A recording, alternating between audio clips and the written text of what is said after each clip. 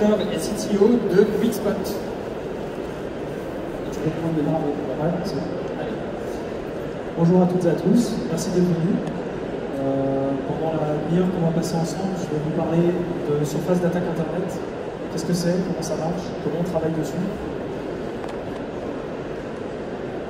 Donc, je m'appelle Aurélien Bois, j'ai une dizaine d'années d'expérience en cybersécurité, sur la partie offensive, donc des missions de red team, de pentest essentiellement.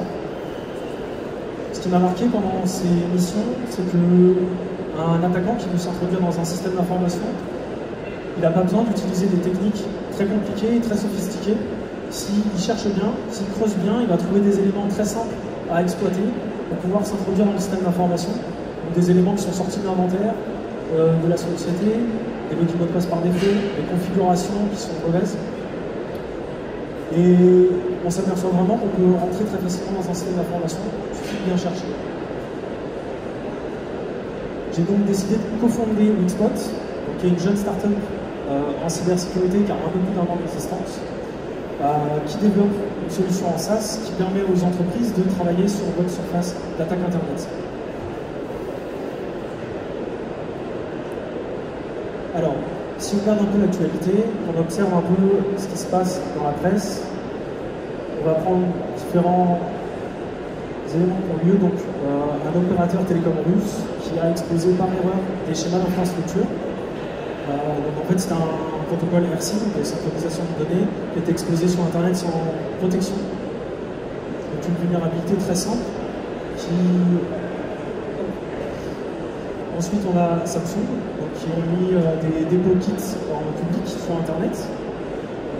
Ces dépôts contiennent du code source avec des clés API. Donc ça aussi, ça a été fait par erreur. Komodo, donc là c'était un forum qui n'était pas à jour, qui a été piraté. C'est pas très impactant pour la société, mais c'est pour montrer que même un vecteur de la cybersécurité, il arrive à se faire avoir sur des choses très simples qu'il aurait pu éviter. Ça, c'est dans le milieu médical, des serveurs d'imagerie qui permettent d'échanger des radios, qui étaient exposés aussi sur Internet, sans aucune protection. Plus récemment, Fleury Michon, on en a tous entendu parler. Le vecteur d'intrusion, c'était un protocole d'administration distant, RDP. Le protocole RDP était vulnérable déjà quelques années auparavant, avant qu'il soit exploité ici. On s'aperçoit bien, en observant les incidents de cybersécurité, que ça vient conforter notre point de vue chez Quickspot qu'un attaquant qui cherche bien peut facilement s'introduire dans un système d'information. Alors, pourquoi ça arrive? Ça n'arrive pas parce que les sociétés sont nulles, ça arrive parce que, avec la transformation numérique, on fait un nouvel usage d'Internet. On met de plus en plus de choses sur Internet. On utilise des solutions en SaaS, on met nos données dans le cloud. Les employés, les BU sont beaucoup plus autonomes sur la partie IT. Créer un site web, avant, il fallait être un expert informatique. Maintenant, n'importe qui peut le faire, sans même en informer sa hiérarchie. Il y a de plus en plus aussi de fusion-acquisition. Donc, on voit des systèmes qui se mergent ensemble. Donc, cette nouvelle utilisation qu'on fait d'Internet, corrélée au manque de ressources en cybersécurité, on comprend bien que pour une entreprise, maîtriser sa surface d'attaque Internet, c'est mission impossible. Et ça le sera de plus en plus. Le général, dans une interview avant FIC, expliquait que les entreprises sont de plus en plus connectées et qu'elles seront de plus en plus victimes de cyberattaques. Et c'est exactement ça, on est tout à fait d'accord avec ce point de vue-là, où effectivement, vous allez de plus en plus vous connecter et ça va être très compliqué de gérer cette exposition. La surface d'attaque, qu'est-ce que c'est? Alors, il y a plein de définitions différentes. On va la chercher sur Internet, on va essayer d'en trouver une qui nous convenait bien, c'est peut-être pas la meilleure. Alors, pour nous, la surface d'attaque, c'est la somme des points faibles qu'un utilisateur non autorisé va pouvoir utiliser pour s'introduire dans un système d'information. La surface d'attaque, elle peut se découper en plusieurs briques. On peut voir la surface d'attaque physique, ce qui va être utilisé notamment sur les opérations de red team. Donc on peut utiliser les locaux d'entreprise, les ordinateurs, le personnel pour essayer de s'introduire dans le système d'information. On retrouve également la surface d'attaque logique, toutes les applications qui sont mises en ligne par l'entreprise. Sur la surface d'attaque logique, on distingue la surface des applications qu'on expose aux salariés internes à l'entreprise et ce qu'on expose directement sur Internet. Notre présentation, elle parle uniquement de la surface d'attaque externe exposée sur Internet. C'est une partie qu'on a pris chez Wixpot. Pourquoi on a fait ce choix? Parce que c'est la surface la plus facile à adresser pour un attaquant. La surface physique ou interne, ça demande une logistique, ça demande des compétences assez particulières, on prend un risque. N'importe qui avec un ordinateur et une connexion Internet peut travailler sur la surface externe. C'est pour ça que c'est celle qui est la plus attaquée aujourd'hui. C'est pour ça qu'on a décidé de se focaliser sur cet élément-là. La surface d'attaque, qu'est-ce que c'est? Comment on l'identifie? Donc pour identifier sa surface d'attaque, on travaille selon deux axes. La cartographie, donc on va, dans notre cas, placer en externe, du point de vue d'un attaquant. On va faire des transformations pour essayer de récolter tous les éléments techniques que l'entreprise expose sur Internet, tous ses sites web, tous ses équipements. Et ensuite, on va venir analyser ces éléments techniques pour essayer de trouver des points faibles, des zones qui sont faciles à attaquer ou à défendre pour l'entreprise. Comment on réalise la cartographie de sa surface exposée sur Internet? C'est assez simple, on part d'éléments de départ, des domaines, des sous-domaines, des adresses IP, peu importe, l'attaquant sait ce qu'il va faire, il va prendre un élément technique de votre entreprise, et à partir de là, il va essayer de venir récolter le plus d'informations liées à cet élément de départ. Donc on peut voir différentes étapes de transformation à partir de l'élément de départ pour venir enrichir cet élément de départ. L'idée pour l'attaquant, c'est de récolter le plus d'informations techniques sur la société. C'est un peu en développant une erreur toutes les lignes de code. Là, plus on va exposer d'équipements sur Internet, plus on a un risque qu'il y ait une vulnérabilité. Donc l'attaquant, son but, c'est de trouver le plus d'éléments possible. Donc on va passer déjà par, à partir des éléments de départ, essayer d'obtenir le périmètre le plus large possible. Donc de trouver tous les domaines appartenant à l'entreprise, tous les blocs d'adresses IP qui sont attribués à l'entreprise.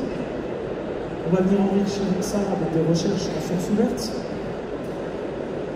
des scans techniques qui vont continuer à enrichir cette collecte, et des scans de configuration pour aller un peu plus loin, voir si tous les équipements sont bien configurés. Donc là, c'est vraiment une récolte. On ne regarde pas si l'élément est configuré, on récupère juste des informations. Ensuite, sur tous ces éléments qui sont cartographiés et récoltés, on va venir les contrôler pour vérifier justement nos points faibles. L'idée, c'est de passer plusieurs étapes de contrôle en fonction de différents niveaux de maturité. Donc, ça va être déjà la base des kits d'hygiène comme ceux d'ANSSI qui sont édités et qui sont importants. C'est vraiment la socle de base de la cybersécurité. Par exemple, les services d'accès exposés, l'ANSSI recommande de mettre un filtrage, pas les laisser accessibles à tout le monde. Ça aurait été bénéfique à plusieurs entreprises comme Fleury Michaud. Et c'est des guides qui sont édités depuis plusieurs années déjà. Donc ça, c'est vraiment le socle de base. Ensuite, on peut aller plus loin sur les applicatifs qu'on a en ligne, vérifier qu'ils sont bien à jour régulièrement. Alors la partie plus top qu'on a mis, c'est pour certaines entreprises qui ont des métiers bien particuliers, le SCADA, des choses comme ça. Vous avez peut-être des vérifications à faire assez précises, adaptées à votre métier, aux contraintes de votre métier. L'idée, c'est, alors là c'est un exemple, on peut faire plus de contrôle que ça. L'idée, c'est vraiment d'appliquer des contrôles en fonction de votre niveau de maturité, de votre cas d'usage, et d'essayer de tous les appliquer au maximum. La cartographie et l'analyse va vous donner une bonne vision de votre surface d'attaque que vous exposez et qui sera challengée par les attaquants. Concrètement, connaître votre surface d'attaque, ça va vous servir à plein de cas différents, ça dépend de ce que vous souhaitez faire. Ça peut vous servir à vérifier que votre groupe respecte bien, que toutes les filiales d'un groupe respectent bien la politique de sécurité mise en place. Ça serait dommage que tout le monde la respecte sauf une filiale. Ça peut vous permettre de vérifier si vous êtes sujet aux nouvelles menaces. Citrix, en ce moment, on en entend beaucoup parler. Est-ce que vous avez du Citrix ou pas? C'est intéressant d'avoir une cartographie à jour et savoir quels équipements on expose. Les prestataires, qui sont aussi un vecteur très à la mode, qui impacte votre système d'information. Donc dès que vous vouliez avec un prestataire, c'est intéressant de le savoir et d'avoir cette vision-là. Ça peut vous aider également à lutter contre le Shadow IT. Alors, le Shadow IT, c'est une grande case. On parle juste du Shadow IT que l'entreprise expose sur Internet et dont elle n'a pas connaissance Ça peut être une entité commerciale qui a un site web pour un événement et qui n'a pas remonté à sa DSI. On parle vraiment de ce Shadow IT là. L'idée, c'est d'automatiser ces étapes d'identification de votre surface d'attaque. Ça va vous permettre de pouvoir faire de la récurrence. Si vous n'automatisez pas, vous allez passer un temps fou à faire ces étapes de cartographie, d'analyse, et ça va être très compliqué de suivre l'évolution de votre système d'information, qui évolue bien plus vite que vous pouvez le suivre, qui vous permet aussi de suivre les mises à jour, qui arrivent aussi très vite. L'automatisation a un autre bénéfice, ça va vous permettre d'optimiser vos ressources et votre temps. Comme j'ai dit tout à l'heure, il y a plein de ressources en cybersécurité. Si elles perdent leur temps à réaliser les étapes de cartographie qu'on peut automatiser, c'est dommage. Autant garder la plus-value des ingénieurs, des experts en cybersécurité à réaliser les étapes correctives. Ça peut aussi vous permettre l'automatisation de réduire votre cycle de patching. Surtout sur des points faibles, on parle de vulnérabilités très simples à utiliser pour un attaquant. Elles seront donc exploitées très rapidement une fois qu'elles seront disponibles. Il faut être du coup hyper réactif. Sur une attaque ciblée de grande envergure, l'attaquant va prendre plus de temps. Vous avez donc plus de temps pour corriger vos éléments. Sur des points faibles comme ça va très vite. Microsoft récemment qui a mis des Elasticsearch en ligne, quelques heures plus tard, tout le monde est au courant. Il faut vraiment être hyper réactif. C'est hyper important d'automatiser. La surface d'attaque, elle va faire que grandir. Vous allez continuer tous les jours à mettre des équipements sur Internet, de plus en plus. Si vous n'automatisez pas, vous allez tout pouvoir suivre le rythme et vous serez dépassé par tout ça. Et c'est là que vous allez avoir des problèmes, des incidents de sécurité qui vont arriver. Du coup, chez Wixspot, on a décidé de créer une solution qui permet simplement d'automatiser ces étapes-là. Comment ça fonctionne? On a fait une solution en SaaS qui est non intrusive et entièrement automatisée. Non intrusive puisqu'elle fait de la cartographie, les étapes sont réalisées offline. On ne fait pas des actions intrusives sur le système d'information. Comment fonctionne la solution? On reprend les étapes qu'on vient de voir. On fait déjà une phase de cartographie en utilisant une approche qu'on appelle hybride, en faisant différents cycles de transformation, comme ce que je vous ai présenté tout à l'heure. L'idée, c'est de récolter le plus d'éléments techniques. Ensuite, sur ces éléments techniques, on va appliquer des contrôles qui vont dépendre de votre niveau de maturité, de ce que vous souhaitez faire. Vous pouvez également implémenter des contrôles personnalisés en fonction de vos problématiques ou de votre PSSI. Et tout ça, on peut le restituer dans un tableau de bord dans lequel on a essayé de proposer une double vue, donc une vue avec des indicateurs pour les managers et une vue plus technique pour les équipes pour qu'elles puissent travailler à la remédiation ou même déjà de visu détecter des éléments que les contrôles n'auraient peut-être pas détectés. Alors, concrètement, hop.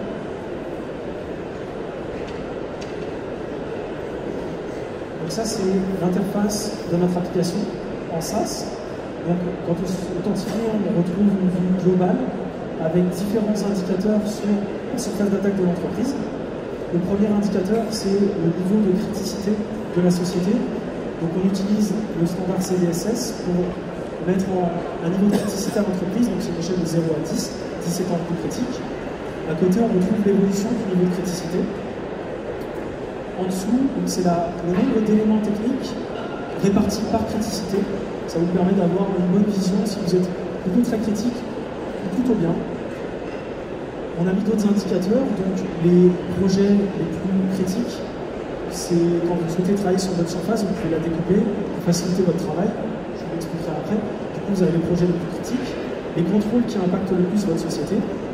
Et en bas, c'est donc les actions de remédiation qui vont être mises en œuvre. Donc vous pouvez suivre les étapes de remédiation. Donc on voit ici l'évolution dans le temps de la remédiation. Et à côté, c'est les 10 dernières actions de remédiation qui ont été faites par vos équipes techniques. Ensuite, du coup, je vais vous montrer la vue projet. Donc, la vue projet, c'est celle-ci. Donc, vous pouvez découper votre surface d'attaque en différents projets.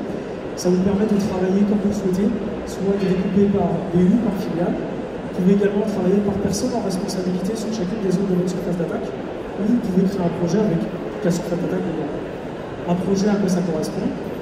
C'est assez simple. On va lui mettre un nom, une description. On va définir les récurrences. Quand est-ce que l'analyse va être relancée automatiquement.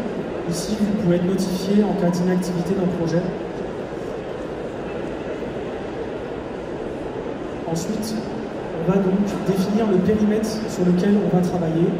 Vous pouvez choisir de travailler sur l'ensemble de votre périmètre. Pour ça, on a mis un outil qui va vous permettre d'identifier l'exhaustivité de votre périmètre. Donc à partir de votre nom de domaine principal, on va utiliser les métadonnées de ce nom de domaine principal pour faire des recherches diverses pour trouver d'autres noms de domaine appartenant à la même société.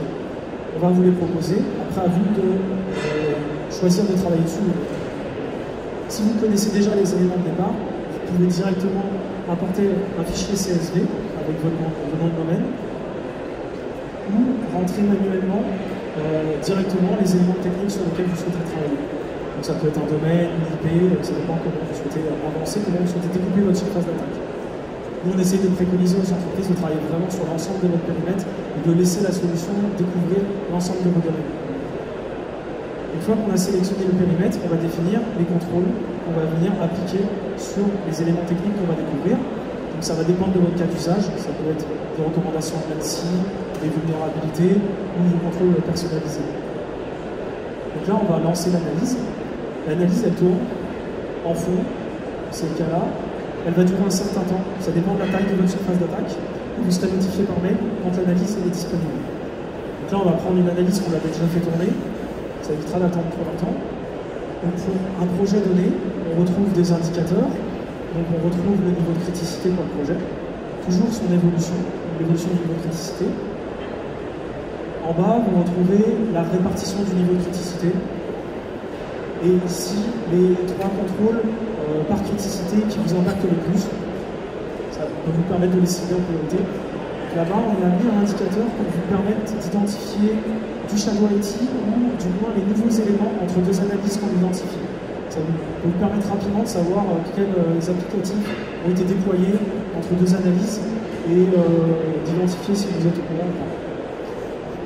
Ici, c'est un plan d'action qui va permettre aux équipes de corriger les weak spots qui ont été détectés par l'application. Du coup, vous allez avoir les weak spots du plus critique au moins critique, avec les éléments techniques concernés par le contrôle. Donc là, dans ce cas-là, il y a eu des CVE sur les pro FTPD, les services d'administration exposés. Donc ça, c'est des vrais jeux de données, mais qui ont été anonymisés, bien entendu. Quand vous cliquez sur l'élément technique concerné, vous avez un graphique qui va vous permettre d'identifier l'élément technique concerné par la criticité, une pastille couleur pour identifier le niveau de criticité. Vous avez tout le contexte pour savoir comment on a fait pour identifier cet élément-là.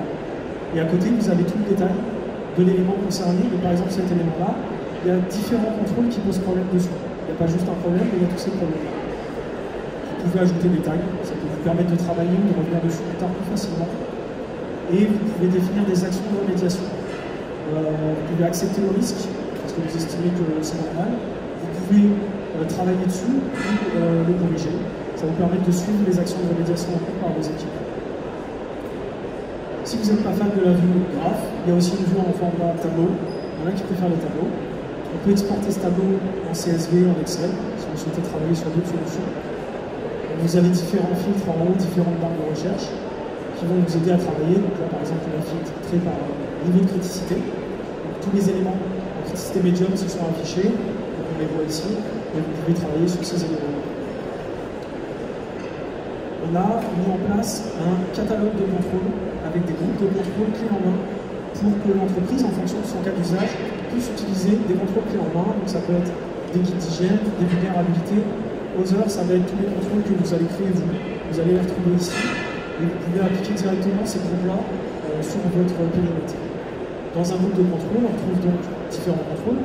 Là, c'est des contrôles issus des différents kits d'hygiène de l'ANSI. On les a parcourus. On a créé des contrôles sur l'externe uniquement qui nous paraissent importants. Donc sur un contrôle, vous retrouvez des infos globales, un exemple d'impact, une aide à la remédiation, donc qui reste très générique bien entendu. Et là, c'est la condition que le contrôle va aller vérifier pour savoir si l'élément pose problème. On peut faire des contrôles hyper sophistiqués pour vraiment éviter les faux positifs.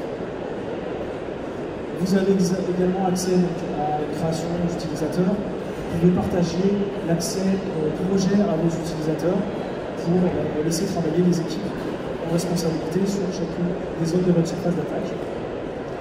Après, vous retrouvez dans le tableau de bord tous les éléments classiques de sécurité de vos profils utilisateurs, la double authentification, les dernières sessions. Et récemment, on a intégré l'interconnexion avec un CIEM Splunk.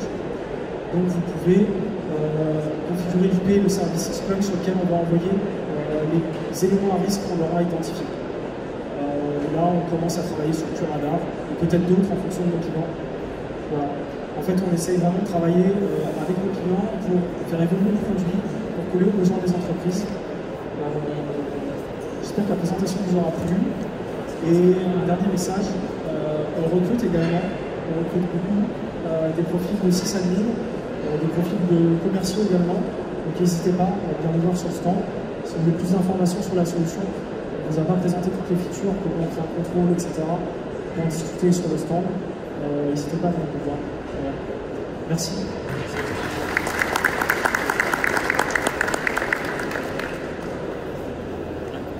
On a quelques minutes pour des questions dans la salle.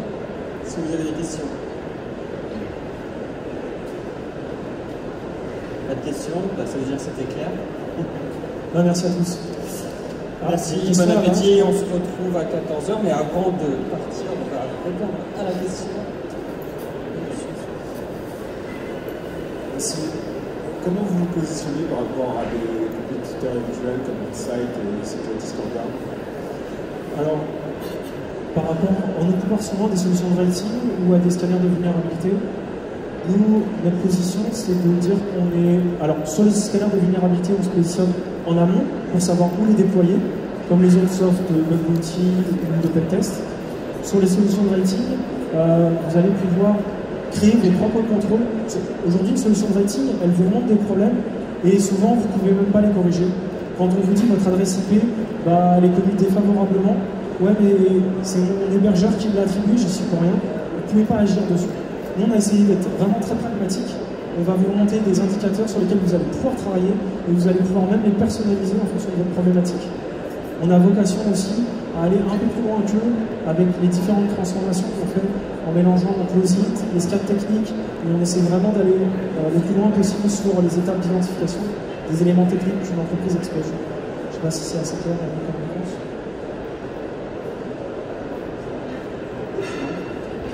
Merci. D'autres questions?